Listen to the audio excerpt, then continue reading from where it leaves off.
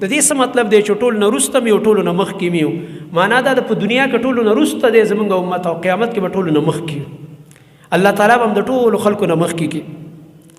دا د الله رب العالمین زموږ په دې امت یو فضل او کرم موږ والله د ځان قدر نه دی پیژندلی چې دا بعضې حدیث سړی واوري او دا بعضې ایتونه چې کنتم خیر امت الله موږ ته وایي تاسو غوره امت یې سړی ځان سره وشرمېږي چې زه غوره امت کې یم زما دې کار ته وګوره زما دې خبرو ته وګوره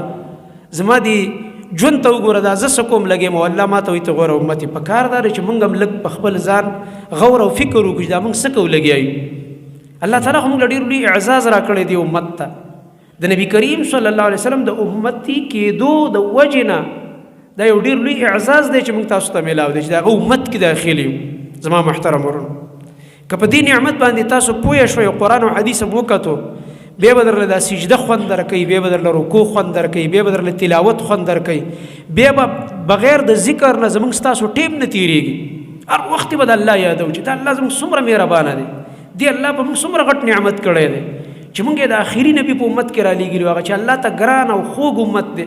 موږ یې په هغې کې رالیږلي موږ ګناهګاران بیا به هر وخت دغه الله یادوي او سبحان الله والحمد لله ولا اله الا الله الله اکبر